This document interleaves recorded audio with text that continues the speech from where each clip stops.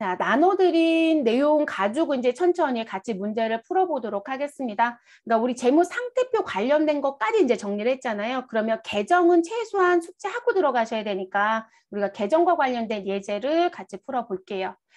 지금 요 부분은 뭐냐면 1번부터 24번까지 나와져 있는 부분을 가지고 그냥 직관적으로 현금, 자산, 건물, 부채 뭐 이런 식으로 쓰라는 얘기예요. 그래서 그 부분을 좀 정리를 좀 해보실게요.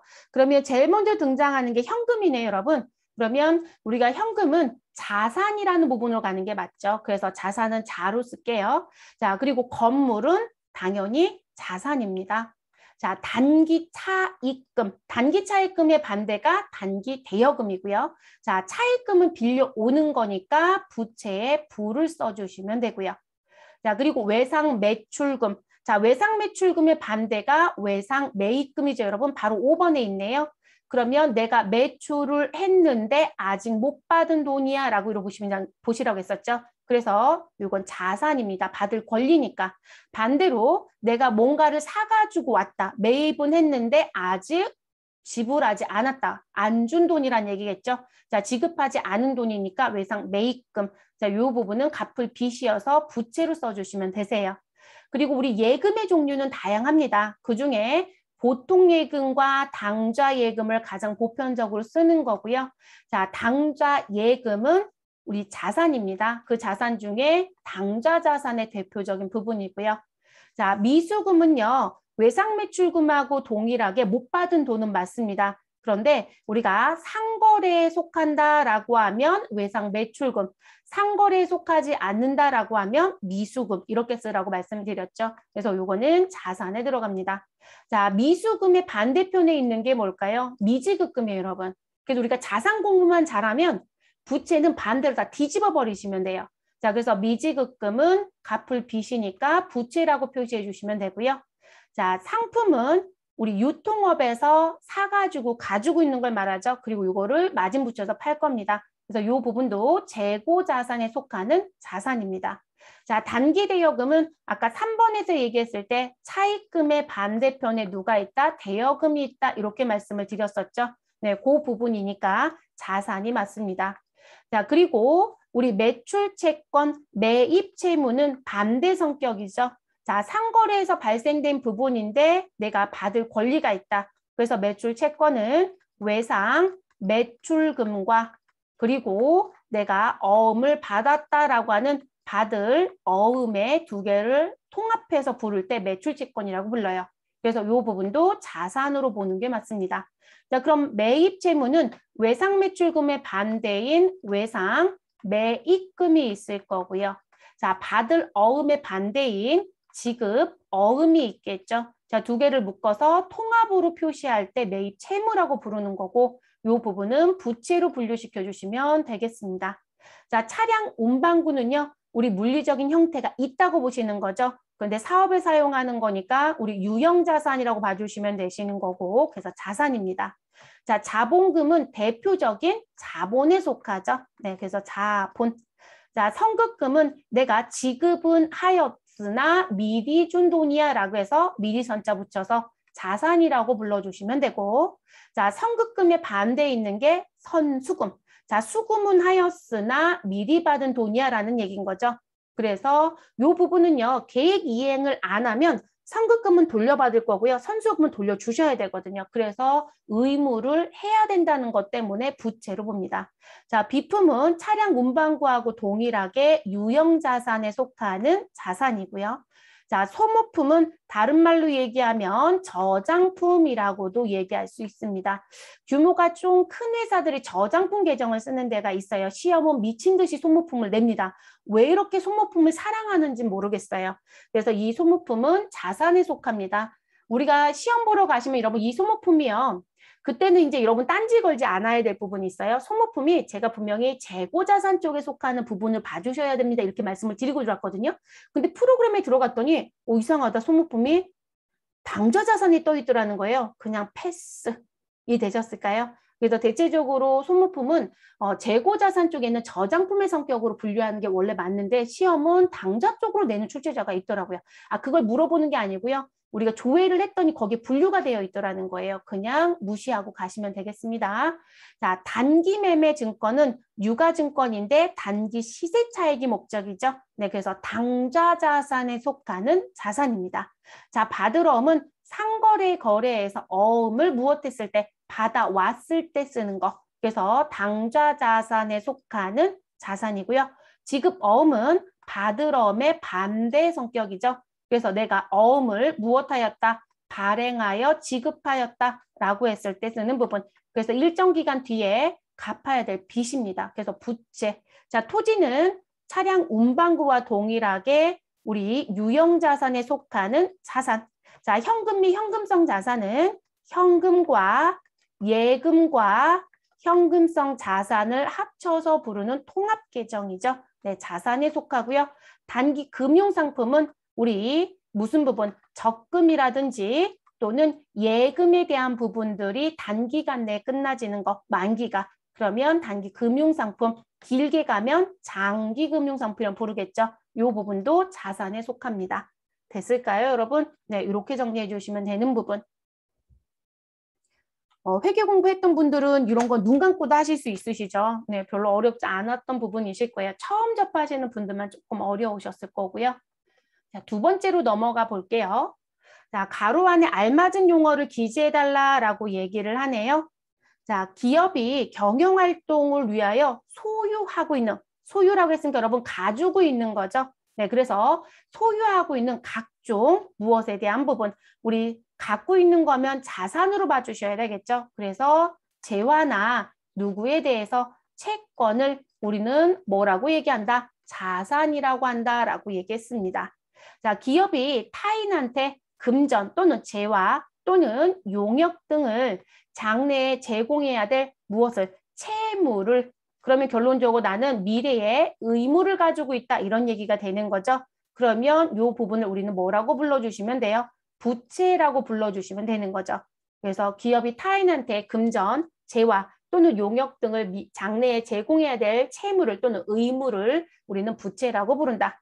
자, 기업의 무슨 총액에서 무슨 총액을 무엇하게 되면 차감하게 되면 그 잔액을 우리는 자본이라고 한다. 자, 그러면 자본 등식 생각하시면 되겠네요. 그래서 자본 등식의 자본은 무슨 총액에서? 자산 총액에서 차변의 요소인 자산 총액에서 대변의 요소인 부채 총액을 빼면 우린 순자산 또는 순재산이라고 부르는 자본이 나온다라고 얘기를 했습니다. 네, 그걸 얘기하는 거고요.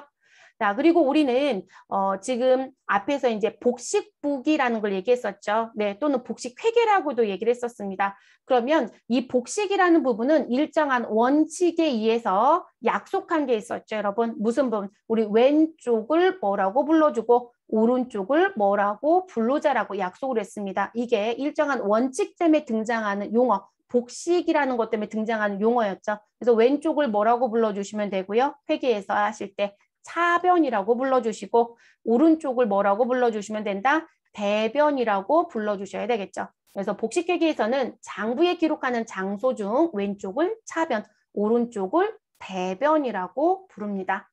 자, 일정 시점에 있어서 기업의 재무 상태를 나타내는 일람표 또는 보고서. 자, 그를 뭐라고 부른다? 우리는 재무 상태표라고 불러주는 거죠. 자, 일정 기간이 기업이 벌어들인 경영의 성과를 보여준다. 이렇게 얘기하면 손익계산서 이렇게 얘기를 하셔야 되고요. 그 문제는 손익계산서 쪽 수업이 끝나면 또 물어보겠죠, 여러분? 네, 그래서 이것도 꼭 가지고 가셔야 되는 부분 중에 하나입니다. 자, 그 다음 내용. 자, 요거는 뭐냐면 여러분, 기본적으로 우리가 재무상태표의 차변의 합계는 대변의 합계와 반드시 일치해야 돼요, 여러분. 그게 일치하지 않는다면 여러분은 결산을 아예 못해요.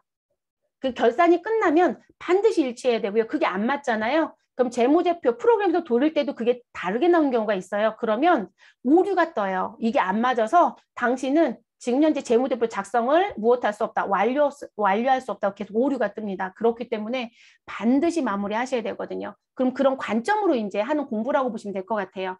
그럼 1번부터 볼게요. 자, 자산에서 부채를 빼면 자본이 나오죠, 여러분. 그럼 우리 앞에서 뭐라고 배우셨냐면 재무상태표 등식. 그러면 우리가 이렇게 계정식으로 보여줬을 때 왼쪽을 차변이라 부르고 오른쪽을 대변이라 부른다고 했어요. 그러면 우리 왼쪽에는 자산이 나오고 오른쪽에는 부채가 있고 그리고 자본이 있다라고 얘기했었죠. 그래서 재무상태표 등식으로 얘기를 한다라고 하게 되면 자산은 부채 플러스 자본이고 자본 등식으로 얘기한다면 자산에서 부채를 빼서 자본이 나온다 이렇게 얘기를 했었습니다. 그럼 1번은 자산은 부채에서 누구를 빼면 부채에서 누구를 더해주면 자본을 더하면 나온다 이렇게 얘기해도 되겠죠. 또는 자본은 이렇게 얘기하셔도 되고요.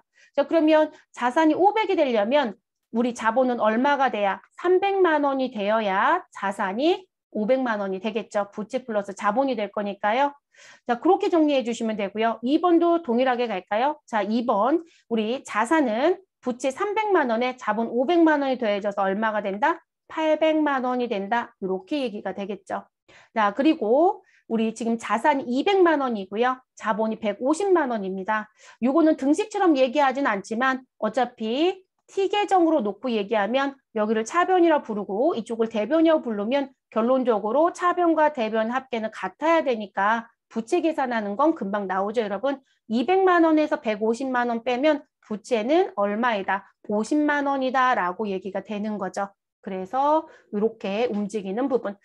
이런 문제는요. 회계 2급 시험 볼 때 많이 냈던 문제이긴 해요. 그러니까 회계 1급 같은 경우는 당연히 아니까 다른 그냥 원리적인 거 묻는 거 말고는 이런 직접적인 계산 문제를 출제하지는 않습니다. 자, 두 번째 문제로 가볼게요, 여러분. 자, 두 번째 문제 들어가시면 자, 더지상사의 자산과 부채에 관한 자료는 다음과 같다. 자, 자산 총액과 부채 총액 그리고 자본의 총액은 얼마입니까? 라고 묻네요, 여러분. 그러면 지금 주어져 있는 정보 가지고 빨리 계산하시면 되죠. 네, 이 문제는 사지선다 문제로 출제가 되고요. 아주 동일하게 낸다라고 하진 않지만 이런 계산 문제는 꾸준히 출제가 됩니다. 네, 전산회계 1급까지는 내는 문제예요. 또는 FAT 1급까지는. 그러면 일단 우리는 자산부터 정리를 해볼게요, 여러분. 자산. 그럼 자산은 제가 동그라미 표시를 할게요. 그러면 여러분도 똑같이 동그라미 표시하시면 되겠죠. 자, 현금은 자산이 맞습니다. 그쵸, 여러분? 그러면 현금 얼마? 50만 원에 더하기. 자, 당좌예금도 뭐에 속해, 여러분? 자산에 속하죠. 그래서 당좌예금 30만 원을 더해 주시면 되시고요. 자, 그리고 단기 금융상품은 우리 단기 투자자산에 속하는 거죠. 단기 투자자산. 그래서 이것도 자산이 맞습니다. 그럼 단기 금융상품 20만 원도 더해 주셔야 되겠네요. 자, 더하기. 자, 단기 매매증권도 단기 투자자산에 속하는 거죠. 네, 이 부분도 더해 주시면 되겠네요. 자, 그러면 우리는 20만 원을 또 더해 주시면 됩니다. 자, 그 다음 외상 매출금은 우리 대표적인 매출 채권에 속하죠. 그래서 외상 매출금 받으러은 매출 채권에 속하는 당좌 자산입니다.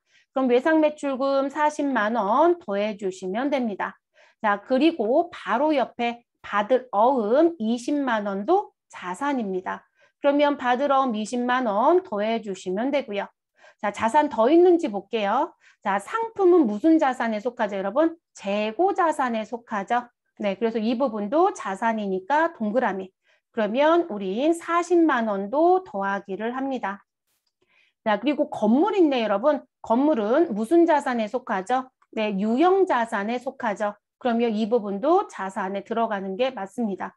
그러면 건물 얼마 더해 주시고 80만 원을 더해 주시면 됩니다. 자, 나머지 외상매입금, 지급어음, 단기차입금은 누가 봐도 자산으로 보진 않죠, 여러분. 그러면 여러분들 계산기를 가지고 계실 거니까요. 자, 계산기 잠시 열어서 계산기를 좀 보시면 되죠.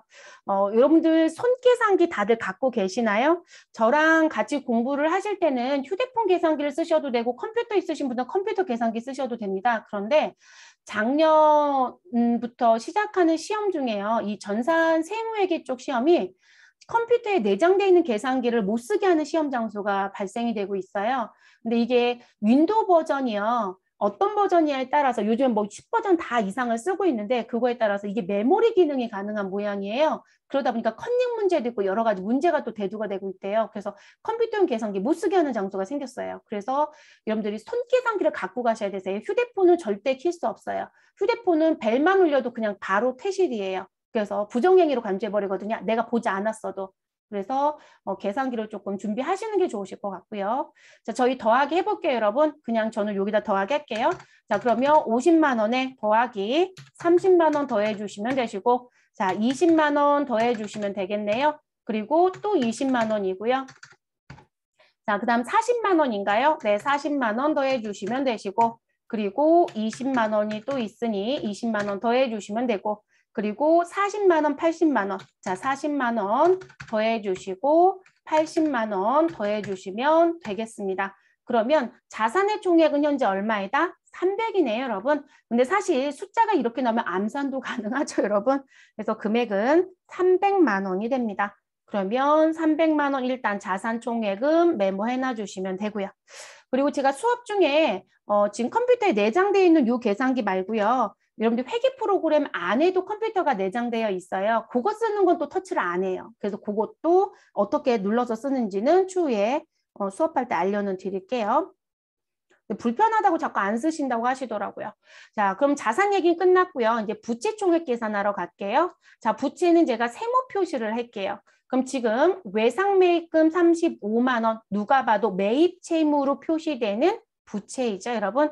자, 35만 원에 자, 그리고 지급 어음, 받을 어음의 반대 있는 부분이죠. 네, 이것도 부채입니다. 그래서 25만 원 더해 주시면 되시고요. 자, 여기에 단기 차입금. 단기 차입금은 단기 대여금의 반대 성격이죠. 네, 돈을 빌려왔으니까 언젠가는 갚아야 됩니다. 그래서 갚을 빚임 부채에 해당이 돼요. 네, 그럼 정리 다 끝난 거죠, 여러분? 그러면 우리는 지금 부채 35만 원 더하기 25만 원 하시면 60만 원이고요. 60만 원에 40 더하면 부채 총액은 100만 원이 됩니다. 근데 지금 여기서 물어본 건 자산 총액과 부채 총액과 자본 총액이에요. 근데 여기 지금 자본의 정보는 없거든요. 근데 우리 자본 총액은 계산할 수 있다, 없다? 있다. 그래서 자본은 우리 자산 총액 얼마에서 300만 원에서 우리 부채 총액 얼마를 빼주시면 되나요? 부채 총액 100만 원을 빼주시면 되는 거죠, 여러분. 그래서 이거 빼주시면 우리 얼마이다. 우리 자본의 총액은 200만 원이다. 이렇게 나오는 거죠. 됐을까요? 그래서 이렇게 계산하는 부분들. 그래서 이런 문제는 시험에 나오면 여러분 우리는 사실 행복한 문제예요. 계산기만 잘 누르면 되거든요. 그리고 지금은 조금 어려워도 일정 시간이 무엇되면 넘어가게 되면 사실상 이건 금방 풀거든요, 여러분. 그래서 지금만 조금 처음 접하실 땐 구분이 좀 잘 안 돼서 어렵다고 느끼실 수 있는데 뒤에 가면 그렇지 않아요. 네, 그래서 이렇게 정리해 주시면 되겠습니다. 자, 그 다음으로 넘어가 볼게요. 자, 네 번째 예제 부분에 있는 첫 번째 부분. 자, 배움 상사의 자산부채에 관한 자료는 다음과 같고, 자본 등식과 재무상태표 등식을 표시하고요. 지금 계산을 해달라라고 얘기를 합니다. 그러면 자본 등식이라고 했으니까, 여러분 자본 등식은 어떻게 계산하자? 자본은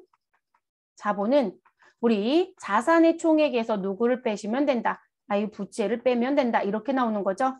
그러면 우리 여기서 이제 자산만 정리하시면 되는 거잖아요. 그럼 자산은 뭐로 표시하자? 동그라미. 부채는 세모로 표시할게요. 그러면 현금 및 현금성 자산은 자산에 속합니다. 자, 단기 금융상품 자산에 속하고요. 자, 단기 매매증권 자산에 속하고요. 매출채권 자산 맞죠, 여러분? 자, 상품은 대표적인 재고자산인 자산이고요. 비품은 유형자산에 속하는 부분입니다. 그럼 동그라미 한 것만 모두 다 무엇 하시면 돼요? 더해주시면 되는 거죠. 그러면 지금 30만 원에 10만 원 더하면 40이고요. 40에 15만 원 더하면 55. 55에 45를 더하면 100. 100에다가 20 더하면 120. 비품 30만 원 더하면 150만 원이 되네요. 자, 그래서 자산의 총계는 150만 원이고, 자, 여기에서 부채. 자, 부채 보시면 매입 채무 25만 원, 단기 차입금 10만 원, 미지급금 15만 원 모두 다 부채죠, 여러분. 그래서 우리가 일반적으로 여러분 회사가 특수한 부분이 없으면요. 회사의 부채 계정 제일 많이 나온 게 외상매입금, 단기 차입금 또는 장기 차입금, 미지급금, 그리고 예수금. 다른 계정도 별로 없어요, 여러분. 그래서 부채 계정 많이 안 써요, 실제. 업무에서는 참 많은 얘기를, 아니, 자격증에서 많은 얘기를 하지만 실제 업무에서 가서 쓰시면 기중에는 많이 써봐야 한 3, 4개밖에 나왔습니다. 자, 그래서 자산 쪽 시험 출제가 훨씬 많아 보이는 거고요. 자, 그러면 우리 요거 더해 주시면 25만 원에 10만 원 더하면 35만 원. 35만 원에 15만 원 더해 주시면 50만 원인가요? 자, 그래서 우리 50만 원을 빼면 자본은 얼마가 된다? 100만 원이 된다. 이렇게 되는 거죠. 자, 재무상태표 등식은 자산은 이렇게 시작하죠. 그래서 자산 얼마? 150만 원은 이렇게 가야 되는 거고요. 150만 원은 우리 부채 얼마가 있고 부채 50만 원이 있고 더하기 자본 얼마가 있다. 100만 원이 있다. 이렇게 결론이 난다고 보시면 되겠죠. 결론적으로 여러분 제가 예제 4번의 첫 번째 문제를 드린 이유는요. 우리가 자본 등식과 재무상태표 등식을 머리에 정립하시라는 거예요. 그래서 이 원리에 의해서 재무상태표 차변의 합계와 대변의 합계는 반드시 일치해야 되는 거예요. 일치하지 않는다는 건 일단 문제가 있다고 보셔야 돼요. 그리고 그 문제점은 대부분 우리가 회계기간 얘기할 때 여러분 이렇게 놓고 볼 때 자, 현재의 기술을 단기라고 부르고 과거를 전기라고 부르고 미래를 차기라고 부르잖아요. 자, 단기인 12월 31일자에 우리가 재무제표를 완성했는데 이 완성되는 부분에 오류가 발생이 됐다. 재무상태표에 갔더니 대차가 안 맞아요 라고 하더라는 거예요. 뭔가 금액이 안 맞다고. 근데 대부분들이 단기인 1월 1일부터 12월 31일 사건만 여기에 영향을 준다고 생각을 하시더라고요. 전기의 정보가 잘못되어 있는 경우도 꽤 많아요. 그래서 지금 전기 정보부터 다 맞춰 보셔야 돼요. 왜냐하면 전기의 12월 31일자의 정보는 단기에 1월 1일자로 넘어간다고 제가 말씀드렸잖아요. 그럼 요 1월 1일자 2월 받은 정보가 잘못되어 있다라면 그 부분은 12월 31일자 마감할 때도 당연히 영향을 줘요. 그래서 대체적으로 1월 1일자 넘겨받은 정보가 맞게 되어 있는지부터 검토를 시작해서 1월 1일부터 12월 31일까지의 사건을 정리하셔야 된다는 거. 그래서 반드시 그 내용도 영향을 주는 부분입니다. 대차 평균의 원리에 의해서. 자, 두 번째 문제로 갈게요. 예제 4번의 두 번째 문제. 자, 두 번째 문제 보시면 2021년도 1월 1일이고요. 자, 더지상자의 자산, 부채에 관한 자료에 의해서 재무 상태표를 작성하시오라고 합니다. 자, 우리가 프로그램을 쓰면서 좋은 점은 뭘까요, 여러분? 자, 이 부분을 우리가 손으로 작성하지 않는다는 거. 그쵸? 네, 컴퓨터가 다 해줄 거예요. 그래서 여러분 우리가 컴퓨터가 도입되면서 좋은 점 이거예요. 저는 부기 세대거든요. 저는 제가 첫 직장으로 다녔던 그 부도난 회사는요. 능력제 회사예요. 그래서 요직을 담당하는 분이 남자가 다 앉아있지 않고요. 능력별로 가기 때문에 그 회사의 회장님은 여자 남자 구분 안 해요. 능력 있다라면 여자가 부서장 다 해요. 근데 이제 제가 소속이 있었던 그 경리과 부서의 부서장이 여자분이거든요. 그분이 결산할 때 제가 부기 세대라고 했으니까 결산할 때 여러분 전지가 뭔지 아시죠? 네, 우리 학교 다닐 때 왜 이만한 종이 사다가 하는 거. 그 전지에 1년치 정보를 계산기를 눌러서 큰 자로 그려서 하나씩 하나씩 정리를 해요. 근데 저희도 그걸 했겠죠. 근데 이제 그 회사 같은 경우 조금 발빠르다 컴퓨터 도입을 했어요. 자체 개발해서. 그래서 그 회장님은 그 컴퓨터 프로그램 갖고 있는 걸 정말 대단한 저기처럼 자부심을 느끼면서 사시긴 하셨어요. 근데 그런 회사가 망했어요. 지금 망해서 없지만. 그래서 지금 그때는 이런 부분들의 정보를 1년치를 다 정리해서 그러니까 장부를 다 손으로 썼다고 생각을 해보시면 돼요. 그래서 그거를 매달 좀 마감을 하고 1년치 마감한 정보를 전지 같은 거에 다 옮겨 적어요. 네, 옮겨 적어서 이제 정리를 했었죠. 근데 우리 컴퓨터는 이걸 자동으로 다 뽑아준다고 보시면 되겠습니다. 대신 저희는 이렇게는 할게요. 무슨 부분? 저희가 통합의 관점도 가져가야 되니까요. 재무 상태표에 넣을 때 통합으로 묶어서 가져갈게요. 자, 그럼 지금 현금, 당좌예금부터 시작해서 자본금까지 있어요. 그럼 여러분 우리가 앞에서 통합으로 봤었던 부분 중에 뭐가 있었냐면 현금 및 현금성 자산이라는 게 있었어요. 자, 그래서 이거를 통합해서 쓴다라고 했었습니다. 그럼 이 현금 및 현금성 자산은 누가 들어오냐면 현금과 그리고 보통 예금과 그리고 당좌 예금과 그리고 현금성 자산이라고 하는 부분이 있었다라면 그 부분이 들어옵니다. 그럼 지금 보여져 있는 부분 중에요. 여러분 현금이 있어요, 없어요? 있죠. 얼마요? 45만 원. 그러면 현금이 현금성 자산은 45만 원 더하기. 자, 그리고 여기서 보통 예금 있는지 한번 봐주실래요? 그럼 보통 예금은 현재 없어요. 그렇죠? 네, 보통 예금은 없고요. 자, 당좌 예금 25만 원은 있네요. 그러면 당좌 예금 25만 원을 더해 주시고요. 자, 그리고 현금성 자산이라는 이름이 있는지 없죠, 여러분? 그럼 현금성 자산은 더할 건 없습니다. 그래서 현금 및 현금성 자산은 45만 원에 25만 원을 더해서 얼마이다? 우린 지금 70만 원이다. 이렇게 기재를 해주시면 되겠어요. 그래서 이렇게 메모를 일단 하고 갈게요. 자, 그 다음 우리 또 통합으로 표시할 수 있는 거 있었어요. 무슨 부분? 단기 투자 자산이다라는 게 있었거든요. 그래서 당좌 자산이 통합이 좀 많아요. 그럼 당좌 자산에 단기 투자 자산이다라고 하는 부분은 누가 더해지는 거냐면, 자, 우리 은행에 저축성으로 가지고 있는 적금이나 예금, 그걸 1년 이내 만기가 도래하면 단기 금융상품입니다. 라고 얘기를 했었습니다. 그래서 단기 금융상품이라는 부분이 필요하고요. 자, 그리고 또 뭐가 들어올 수 있다. 유가증권을 취득했는데 나는 단기간 시세차익이 목적이었다. 그러면 단기 매매 증권이라는 것으로 정리한다고 했어요. 그럼 이것도 통합 표시할 수 있고요.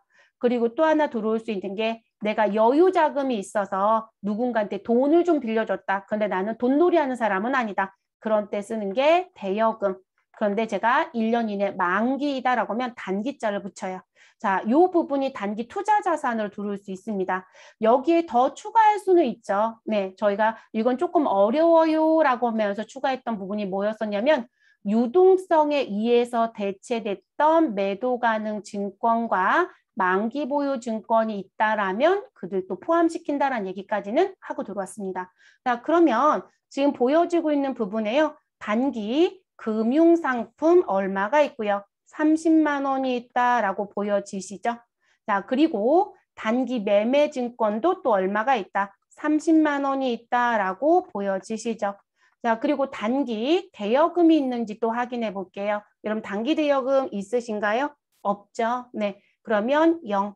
그리고 유동성에 의해서 우리 대체됐던 부분도 없습니다. 그럼 이것도 0. 그러면 단기 투자 자산은 현재 얼마이다? 60만 원인가요? 네, 이렇게 60만 원이 됩니다. 자, 그리고 이제 또 통합으로 표시할 게 있는지 또 볼게요. 여러분 이건 지워도 되겠죠? 네. 그래서 이렇게 정리가 되고 자, 그 다음에 이제 보실 부분. 자, 우리가 당좌 자산이 통합이 많다겠어요, 여러분. 그러면 뭐가 있었었냐면 매출 채권이라는 게 있었죠. 그러면 우리 통합으로 표시해야 되는 매출 채권이 있는지도 볼게요. 자, 그럼 매출 채권은 우리가 일반적으로 사업자 등록증에 있는 업태 종목에 의해서 나오는 거래. 그래서 재고 자산을 사고 파는 걸 말한다라고 얘기했습니다. 사면 매입 채무, 팔면 매출 채권. 그럼 여기 들어오는 게 나는 매입은 하였으나 아직 돈을 못 주었어요 라고 하는 아니 돈을 아직 못 받았어요 라고 하는 외상 매출금이라는 게 있었고요. 그리고 내가 대금을 뭐로 받았다? 어음으로 받았다. 그래서 받을 어음. 그래서 여러분 어음을 처음에 공부할 때 여러분 이 개정 과목을 우리가 암기를 해야 되잖아요. 그래서 어음은 어떻게 하냐면 내가 어음을 받으면 받을 어음, 내가 어음을 지급하면 지급어음 이렇게 많이 얘기해요. 그래서 그 부분. 그러면 외상 매출금 30만 원이 보이네요, 여러분. 그럼 외상 매출금 30만 원 더하기 받을 어음 20만 원 해주시면 되고요. 자, 더 없죠, 여러분? 그러면 매출 채권은 얼마가 있다? 50만 원이 있다라고 정리해 주시면 되겠네요. 자, 상품은 재고 자산이고요. 건물은 유형 자산입니다. 근데 회사 입장에서 건물은요, 대체적으로 유형 자산도 설비 투자 자산이라는 거로 통합해서 표시할 수 있는 부분이 있기는 해요. 근데 거의 표시하지 않습니다. 왜냐면 토지나 건물이 실제 회사에서는 중요해요. 그래서 통합 표시를 거의 요즘엔 하지 않아요. 그래서 제가 아예 수업에서 얘기 안 해드렸고, 자, 외상매입금, 지급어음, 단기차입금, 자본금이 있네요. 그러면 우리 여기까지는 자산이었어요. 그리고 단기 차입금까지는 지금 보니까 부채에 속하네요. 자본금은 그냥 자본이라고 봐주시면 되고요. 그럼 부채는 유일하게 통합 계정이 하나 있었죠, 여러분. 누구요? 매출채권의 반대 성격인 매입, 채무가 있었죠. 자, 그게 지금 현재 있네요, 여러분. 그럼 외상매출금의 반대가 누가 있다? 내가 매입을 했는데 아직 돈을 못 주었다라고 하는 외상매입금이 있죠. 그리고 내가 어음을 발행하여 무엇하였다? 지급하였다라고 하는 지급어음이 들어와야 되겠죠. 그러면 지금 외상매입금 50만 원에 지급어음 60만 원을 더해 주셔야 되겠죠. 그래서 이렇게 60만 원. 그러면 우리 매입 채무는 얼마가 된다? 110만 원이 됩니다. 자, 단기 차입금은 다른 거로 통합하지 않습니다. 그러니까 재밌는 게 자산 쪽은 참 통합하는 게 많은데 우리 부채 쪽은 그렇게 통합하는 게 별로 없어요, 여러분. 네, 그래서 이렇게 정리.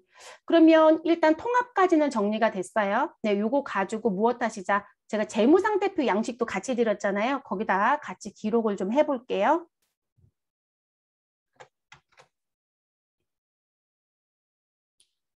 자, 그러면 지금 이 부분에 보시면 재무상태표라고 하는 재무제표에 이름이 들어오고, 자, 그리고 누가 들어올 것이다? 반드시 보고기간 종료일이 들어올 것이다. 저희는 무슨 부분의 정보를 주었기 때문에 2021년도 1월 1일 현재 이래요라고 드렸기 때문에 그 현재 상황을 이렇게 쓴 거예요. 그러면 보고기간 종료일이라는 게 보여지는 거고요.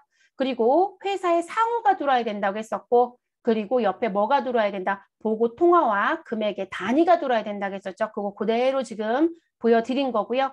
그리고 우리 보여지는 화면 어느 쪽을? 왼쪽을 차변. 그러면 차변에 누가 들어와요? 자산이 들어와야 되고요.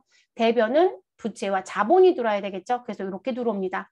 그럼 아까 정리했던 거 기재해야죠, 여러분. 근데 기재할 때도 무슨 생각을 하면서 가는 게 좋을까요? 유동성 배열을 맞춰 가셔야 되겠죠.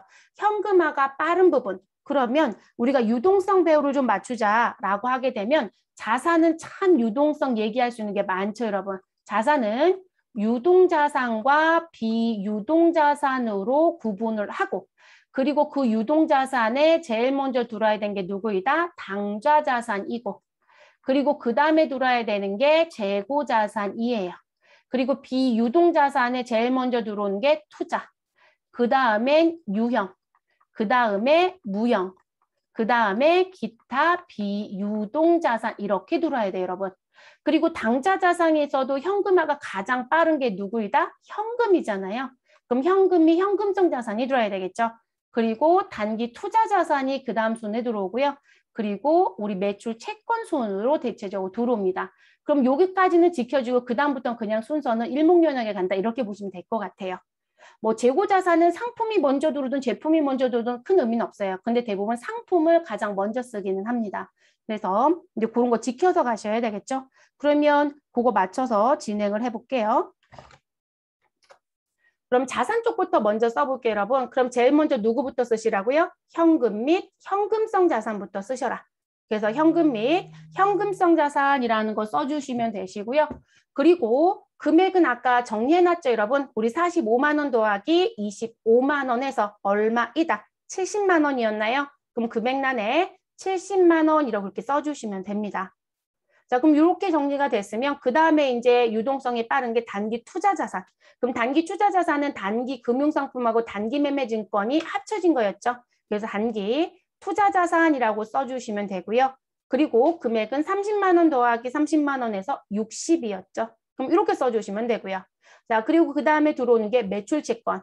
자, 매출채권은 외상 매출금과 받을 어음의 합이었죠.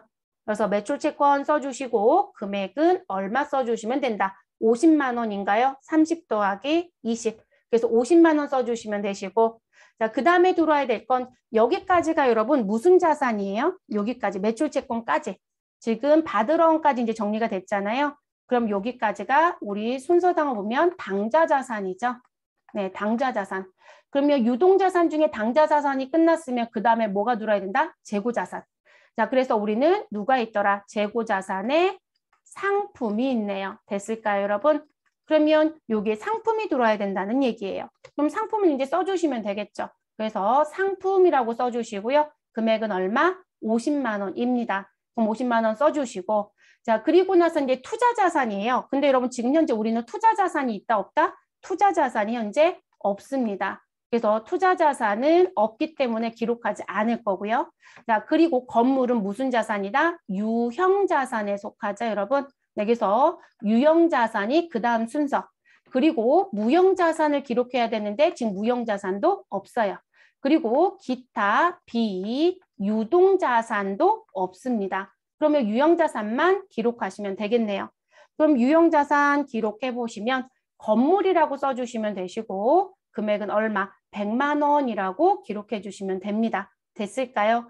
그리고 여러분 우리 숫자를 기록할 때는 우리 세 자리 단위로 끊어서 기록하죠. 네, 그거는 지금 현재 연령대가 좀 있으신 분들은 이 세 단위 끊어서 가는 거 별로 안 어려워하시더라고요. 근데 이제 연령대가 조금 낮은 뭐 고등학생이거나 대학교 초년생들이시거나 하시면 이게 숫자 쓰실 때 이게 습관화가 안 되어 있어서 막 동그라미를 세고 계세요. 그런데 항상 서버로 하실 때 세 단위로 이렇게 끊어서 쓰는 거 습관화 하시는 게 좋으세요. 지금 습관 안 되어 있는 분들은. 그리고 여러분 이게 또 왜 중요하냐면 우리가 프로그램이 들어가면 제가 70만 원을 입력해야 돼요. 그러면 70만 원 입력할 때 제가 숫자를 타이핑을 친다. 그러면 7 치고 동그라미를 하나, 둘, 셋, 넷, 5개를 세는 게 아니고요. 700 그리고 우리 키보드 자판에 플러스 키가 있어요. 이걸 누르면 이 숫자 3개가 자동으로 붙어요. 그래서 저희가 수업을 할 때 제가 한동안은 여러분 70만 원 입력해야 되죠. 그럼 700 플러스 700 플러스 이런 식으로 계속 불러드릴 거예요. 근데 그걸 손에 익혀가세요. 그러니까 어머에 그대로 써야 되거든요. 근데 이제 그 부분 쓸 때 누가 입으로 하나, 둘, 셋, 넷을 세냐는 거죠. 그리고 시험 볼 때도 저희처럼 이렇게 뒤에 숫자가 다 공으로 내는 시험 문제가 많아요. 근데 업무는 오히려 70만 원 치는 일보다는 72만 4,426원 이렇게 치는 경우가 더 많죠. 그런데 시험은 이렇게 잘 안 내거든요. 그래서 이제 이 플러스 키를 눌러서 쓰는 부분이 동그라미 3개를 한꺼번에 무엇할 수 있다. 구동해서 쓸 수 있다는 좋은 점이 있거든요. 그래서 그런 부분들은 좀 신경을 쓰는 게 좋을 것 같아요. 자, 그럼 요거 하시고 우리 자산의 총계를 이 아래쪽에 기재해야 되겠죠, 여러분? 그럼 70만 원 더하기 60만 원 하면 130, 130에 50 더하면 180, 180에 50 더하면 230, 230에 100을 더하면 330인가요? 네, 330. 그러면 저희는 이 자리에 330만 원을 기록합니다.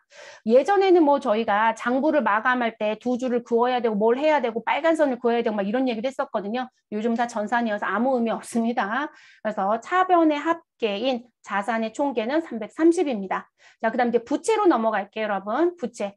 자, 그럼 부채는 외상 매입금, 지급어음, 단기 차입금의 부채네요. 그리고 외상매입금과 지급업은 통합계정이 있었죠. 매입채무라는. 그럼 매입채무라고 써주시고요. 그리고 50만 원 더하기 60만 원 하면 얼마에다? 110만 원이 됩니다. 자, 자본금은 그대로 자본금으로 써주시면 되고요. 단기 차입금 안 썼네요. 죄송해요, 여러분. 자, 단기 차입금 먼저 써주시고 금액은 얼마? 20만 원. 그럼 금액란에 20만 원 써주시면 됩니다. 자, 그 다음에 우리 자본금이 있죠, 여러분. 근데 자본금 가기 전에요. 자, 우리 앞에서 무슨 말씀 드렸었냐면 차변의 자산의 총계와 대변에 있는 부채와 자본의 총계는 같아야 된다고 했어요. 그럼 결론을 내면 우리는 지금 현재 차변의 금액이 330이니까 대변의 총계도 얼마가 나와야 되는 게 맞다? 330이 나와야 된다는 결론이 나와줘야 되는 게 맞고요.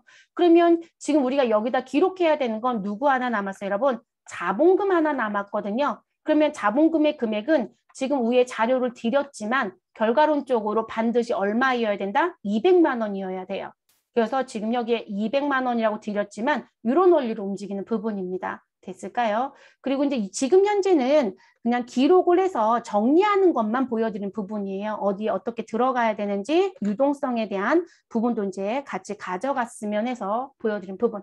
그럼 이제 부채 총계는 지금 현재 130입니다. 그럼 330에서 130을 빼면 우리는 200만 원이 들어야 되죠. 그리고 상단에 자본금 200입니다. 동일하네요. 그러면 우리 대변에 자본금 써주시고요. 금액 200만 원 써주시고 그래서 자본과 부채의 총계는 330이 됩니다. 됐을까요, 여러분? 이제 이런 원리로 지금처럼 보여지는 게 무슨 방식이다? 계정식. 자, 이거를 자산 다 끝난 다음에 부채 쓰고 부채 다 끝난 다음에 자본을 쓴다. 그러면 보고식. 재무제표 작성하는 방법이요. 그래서 우리 재무상태표는 두 가지 방식을 모두 다 쓸 수 있다. 다만 현실은 보고식만 쓰고 있다. 전기와 비교하는 형태로 작성하는 부분이 필요하기 때문에 그게 더 편리하거든요. 그래서 그렇게 쓰고 있다라는 얘기까지 했습니다.